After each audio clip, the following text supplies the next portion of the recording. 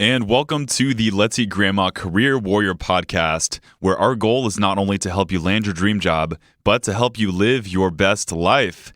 Today we have a mini-sode where we address the question, are you overqualifying yourself on your resume? So I'm going to look at some of the mistakes that people are making on the resume when it comes to overqualifying themselves. I know it's a concern a lot of job seekers have as they gain more experience and as they get more rejections. I know how painful that can be. We're also going to talk about what overqualifying is. I think it's important to have an understanding of why someone might be perceiving you as overqualified, because if we don't understand this is really not going to help us. We're just going to be like, oh, I'm overqualifying myself. No, that's not the point, is to get you to be fearful. The point is to get you educated and understanding of how this works. Okay, gonna keep this short, sweet, to the point. What is overqualifying? Overqualifying is a subjective thing that is relative to who's looking at the resume. So have you ever heard the expression, beauty is in the eye of the beholder? Well, I'll say the same thing and tell you that overqualifying is also in the eye of the beholder. So above all else, I would tell you, look at the hiring needs of the company that you're applying for. Put yourself in the actual perspective of the people that are making the decisions. What type of person is this recruiter looking for? Yes, I'm all a fan of being your authentic self. I think that's really important. Don't hide things on a resume intentionally. Don't be someone you're not. Don't be a complete chameleon when it comes to your resume. But I'm going to be honest, your resume is your marketing piece. And this is something that a lot of people forget when they're sending out the resume. They think that it has to be this completely accurate, boring, all-encompassing document that is just completely, let's just say, cut and dry. It's marketing. You need to make sure you're standing out. And you also need to make sure that there aren't mistakes and little dumb things that may make people throw your resume in the trash, or not really trash anymore, just not even open up your resume in the first place because there are applicant tracking systems. So the idea is to get noticed, but don't give people a reason to throw your resume out. In our episode with Art Markman, we talked about the mindset and perspective of recruiters when they're in the filtering stages. Yes, recruiters have two different hats when they are hiring. The first hat is to filter out the people who are not going to make the cut. And the second hat is to give a reason to bring somebody to the interview stage and eventually get them hired. So it's important to make a distinction between these two hats, because a lot of people don't realize that recruiters are half the time just looking for any reason to throw your resume out, whether that be a spelling mistake or that you're overqualified. I don't know. But this is something that is a concern. And to be honest, it is a truth out there that recruiters are afraid to hire people because they think that their salary expectations may be too high. They think you might leave, whatever the reason. The principle of overqualifying yourself does exist. People do it all the time. But first and foremost, my biggest tip would be for you to look very closely at what the company needs are before you start sending out that resume. So heck, you may want to have one resume that showcases every single one of your experiences, and you may want to have another resume that's more stripped down, that you won't run the risk of overqualifying yourself. All right, things that people may do to overqualify themselves. So I'm going to list a few things right here. If any of these resonate with you, then I think that there is work to be done. There is an opportunity to be made. But please take all of this advice specific to your situation. Do not apply this blanket overall to your entire resume unless you look very closely at the places you're applying for. You may not actually be overqualifying yourself. It just depends on the company. I've already said this. Okay. Thing number one for what you may be doing to overqualify yourself is having way too long of a resume or too many experiences. Maybe I'll take out the way qualifier. Maybe I'll take that out, and maybe you're overqualifying yourself on the subtle level by having a resume that's just a little too long. But you do need to look at the overall length of your resume. Are you a 3-pager and you should be a 2-pager? Are you a 1.5-pager? I don't know. I need to cut down to 1 page. It's important to realize that sometimes when you continue to add the numbers of experiences, A, you may seem like a job hopper, but B, you may seem like somebody who just has too much experience in order to make it stick or work for the next company. So I always recommend making sure that people KISS, of course, the acronym stands for Keep It Simple, Silly, or Stupid, depending on how mean you feel that day. But make sure to keep it absolutely simple when it comes to the experiences you have on your resume. Like I said, too many experiences, too much experience actually may be a turnoff for some employers. Okay. The second thing you may be doing to overqualify yourself, whether or not this is a valid reason, is a position title mismatch. And this one is a little bit tricky, and I'm going to try to explain this in a way that doesn't get people freaked out. But the idea is, let's say you are a director for a marketing firm right now, and let's say it's a smaller sized firm, and they use the term director because that's just what the company did. And let's say you're applying for marketing manager level positions, and every single position title out there that you're applying for has the word manager.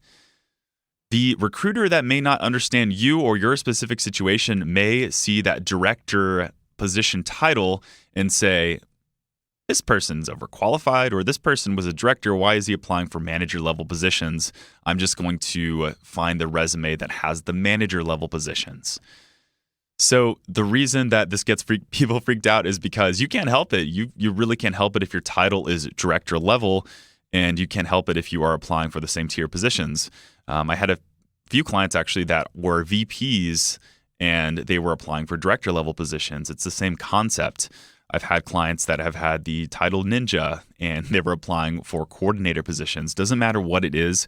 People may perceive these position title mismatches as actual mismatch for the position itself or an overqualification. So I recommend people communicate and convey in every way possible. If they are applying for a position that is a good match to whatever they're doing now, I recommend making that apparent in the resume. So you can say things like, let's say you have director in the position, you want to show that you're a manager. You could put director, and then you can put / or in parentheses, comparable to a senior manager level position. I think that's okay. And this is why I call your resume a marketing piece and not dishonest, is because you could just put forth what you want to put forth without lying or not telling the truth. So keep director in there, but in parentheses, put comparable to a senior marketing manager level position. Additionally, in every bullet point following, you want to showcase that the responsibilities that you outlined are the same types of responsibilities as the position that you would be applying for. So manager level position. You can do the same thing. Okay, thing number 3. Thing number 3 you may be doing to overqualify yourself.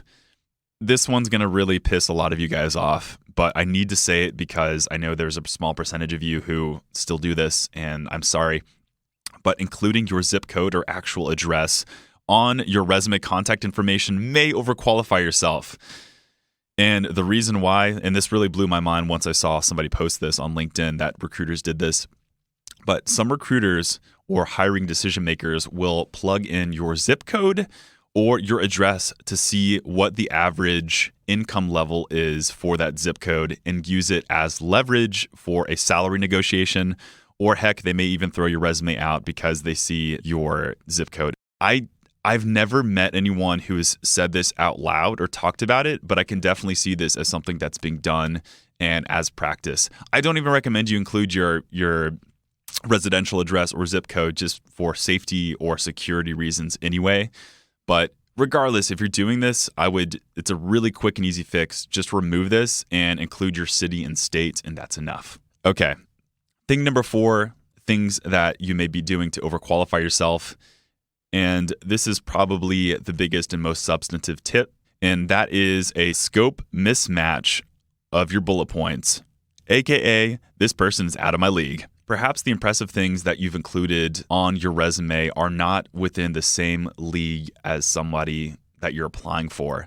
Let me unpack that a little bit. So let's say that you managed a group of 70 employees for your company. It's like a huge company, and you managed 70 employees. It's like a crap ton, right? A little bit of an exaggeration.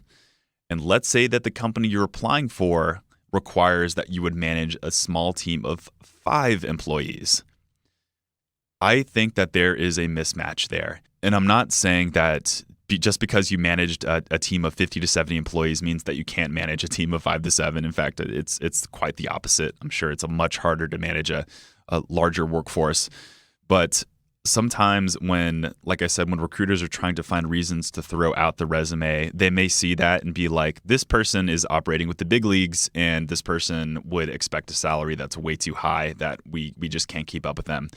So it is very impressive that you managed a workforce this high, but ironically, it may make you seem like a mismatch for the places that you're applying for. So in this case, I might omit the number since in this case, it may not help you.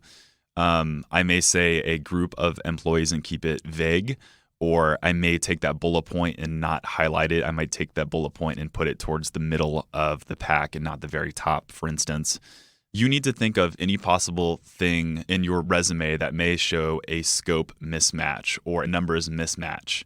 Let's say, for instance, you managed a marketing budget of $50 million and the companies that you're applying for require that the budget probably is going to be around the $20 million range or, I don't know, the $1 million range. So these are the types of things that you need to be looking for within your resume to show that you are a match for the company.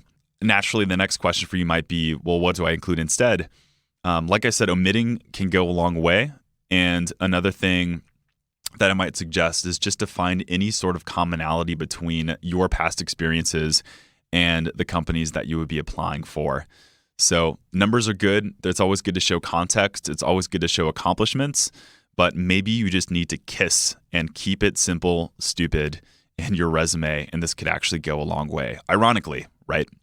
Okay, we are talking about overqualifying, and I cannot talk about overqualifying without saying the word age discrimination.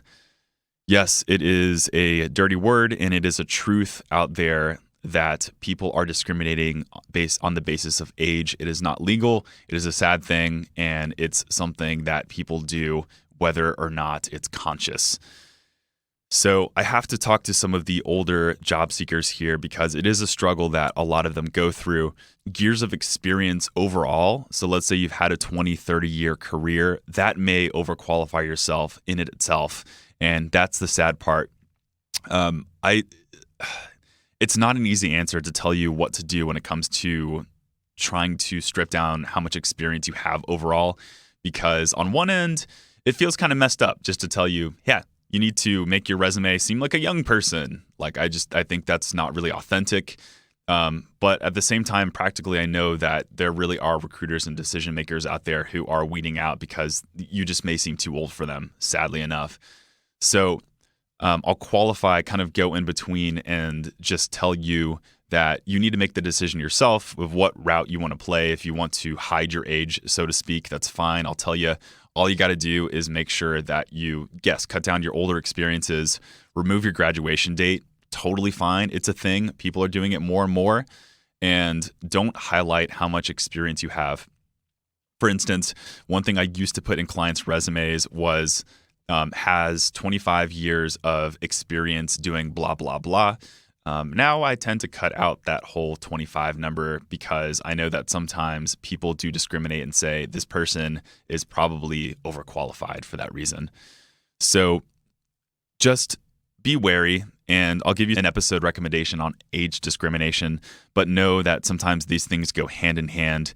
And if you want to cut that down, just know that it is possible, and this may help you get hired. Not saying it's right that you're getting hired for these companies. Maybe these companies suck and age discriminate when you're on your first day on the job, and that would suck too. But know that this is a consideration.